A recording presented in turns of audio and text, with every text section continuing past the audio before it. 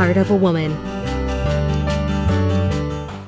Okay guys, we're here back, Heart of a Woman with Raymond Ockille, and we're talking about Rag to Rose. This book, Rag to Rose, that's the author. And I must say, ladies, he's very single. Just saying. Just saying. My bank account is 725.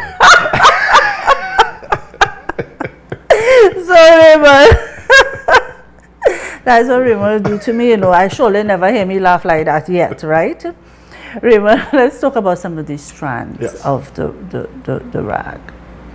And I wish we can touch on all of them, but let's look at the strand of anger. In the book it says, anger is a natural emotional reaction. It is a feeling of having strong resentment and displeasure which causes intense upset feelings.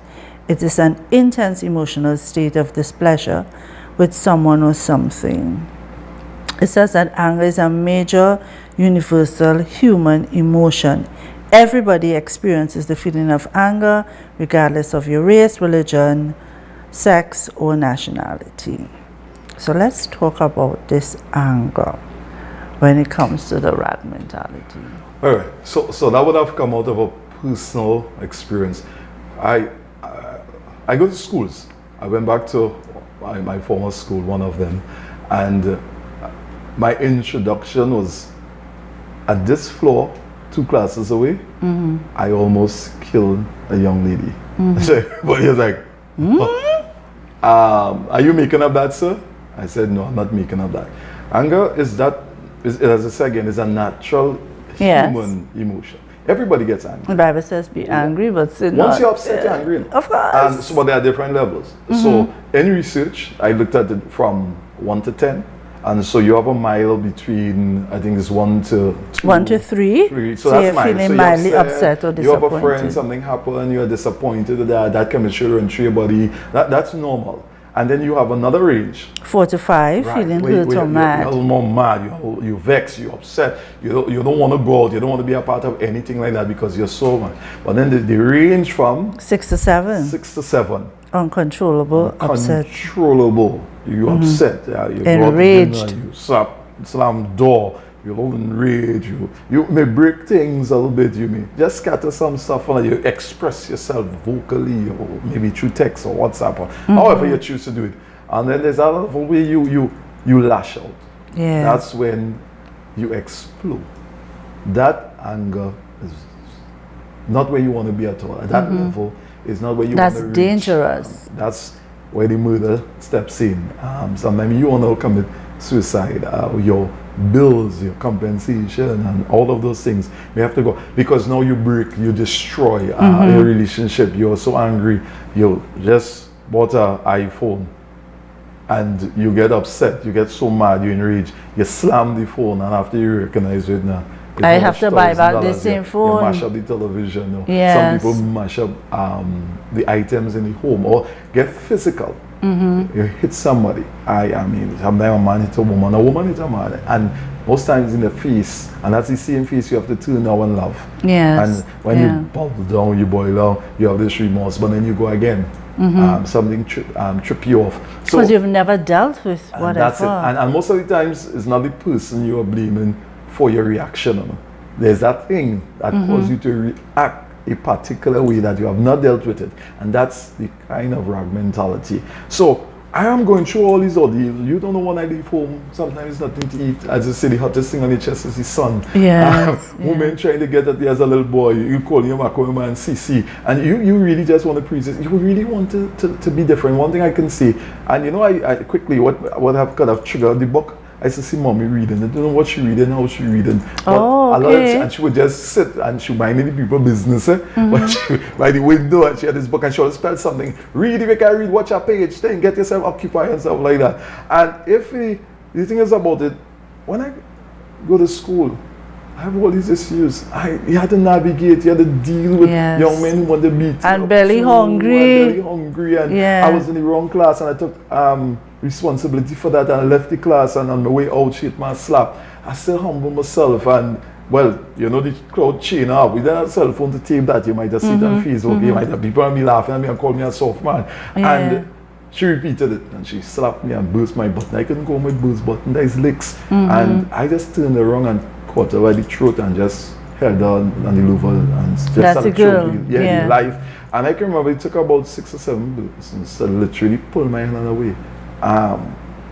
When I went by myself and I sat down, I got scared of my own self. Because I said, this rage, this anger, you kill somebody. At the age 15, 16, I got fed up of being bullied. I just get fed up. I tell myself, you see, today is the last day. I didn't know if the guy was coming to do me something, but I saw something like a knife in his pocket. And I got a piece of iron and I started beat him almost to death. And I took a drunk man to run in and pull me. And when he shook me, then I see mommy crying. This one ball, and because I just lose it, because the anger in me got the better of me. Because I never used to talk. Yes. I would just suppress this, and the hurt. You go home, you cry in a corner, and then as a male, you don't want people to see you cry. Cry well. Yeah. You want to get more licks and CC and things like that, but you have emotions, and so if it's suppressed, it will implode. You see a building, you put some dynamite, and next thing you boom, and the building just gonna come down, or it just blow up. Yes. So we have a lot of angry people in society, right? Whether it be whether they're able to mask it. That's why people get into relationships, and in tutus, you say, like, I'm married the devil. Yes. So it's so important to get to know people, go spaces and places and stuff like that. But once take your time. You can't mask it forever. And that's it, because Raymond, I mean, in my line of work as well, I see a lot of people, and you see the mask. They feel people don't see behind the mask, you know. But if you look close enough and you listen intently enough, you will see. If you observe, if you observe. You see little things people do, you know. Sometimes the big smile. The big smile. Look out. You're very quiet and sheepish. And so if you can, and look at the indicator, the pupils sometimes open up wide, or it goes a little dim, or sometimes they shy away. And they bite the teeth turns and give you a little smile. Little things. But there are a lot of people are saying today that mental health is a major issue in our country because people not talking, especially men. Men are not saying anything. Well, the thing about it too, we live in a society very early men voices are taken away from them, from little boys. Because boys not supposed to cry. Boys supposed to be tough. If you talk in your parrot, you're gay, you're talking too much, and eventually that gets into your psyche. Of course. And then you're changed from your natural expression of being to be shaped into what somebody has told you that you're supposed to be. So inside you, there's a battle. You have a conflict, because when you want to cry, you say, nah, I mustn't cry. So you have voices, so you're almost like you're schizophrenic crying. So you really has a mental challenge just going up in there. I'll tell you quickly, I remember there's this guy with a dog, ferocious dog, that were doing some repairs to the house. And for a month plus, when the workers come, he would say, go to the back, go to the back. Eventually, after a month plus, the dog, once you reach by the gate and you say go to the back, the dog will just go to the back. The dog lost his bite, he's lost his back. And that's the reality that happened with some of us as really men. So when men hear me talking somewhere, I was talking to a guy recently, say if a lady was talking to me, I would not have taken on. I've never heard a man express his internal emotions and thoughts, something like you. And we had a long conversation. And it's amazing, he's a father. And he said, like, bro, I have to now learn to do this. Because I want to communicate with my son or sibling. I want my son to be able to communicate with me this way.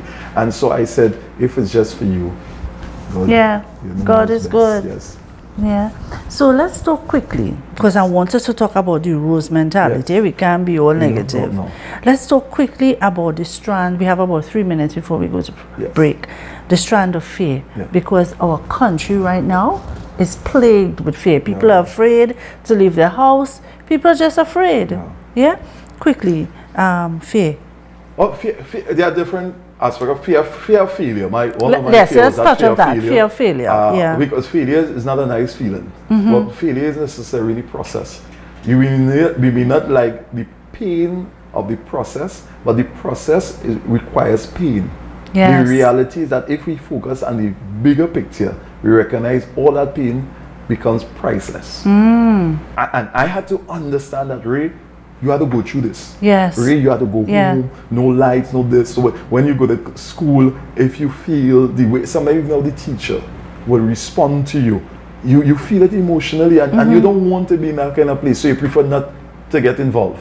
The fear of failure of relationship, the fear of failure in terms of your academics or developing your skill, the fear of getting very close to people. There are some people they will just cut you off as you begin to get, because that emotional disappointment hits really big even on your psyche. It hits you on your whole physical mobility likewise. So there's that aspect of fear. But fear is natural. Yeah, but I see you have two here. Fear of God. Well, that's right. This is right. So that's interesting. positive. That's having the rose. That to me, you can have a rag mentality because you see God as this big, wicked person, and some people with a big rod. If you sin, if you lapse, you make a mistake, it's like he's gonna hit you with this big hammer, because so you don't want nothing to do with him, really, right? Because he's terrible. He's horrible. Because I'm thinking, this is my situation. How could there be a God? Right. And some people present God as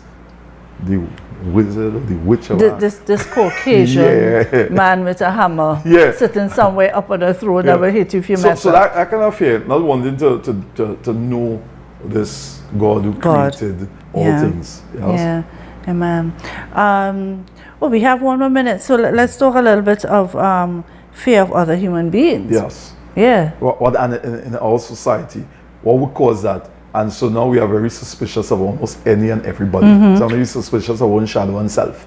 Yes. Because of the nature of crime, nature of selfishness, because the covetousness that's taking place now. I just came down with a driver, and we saw this guy with one hand. Well, he's driving, and he said, "You see that?" And I mean, who are they both hands? And them looking to take my thing. You see me, big man, I tell you the truth. The police and them had to deal, but I will. And the rage and the anger, because there's a kind of fear. Yes. You're afraid to leave your doors open, your windows open. You don't want to go out there. So you become self-imprisoned.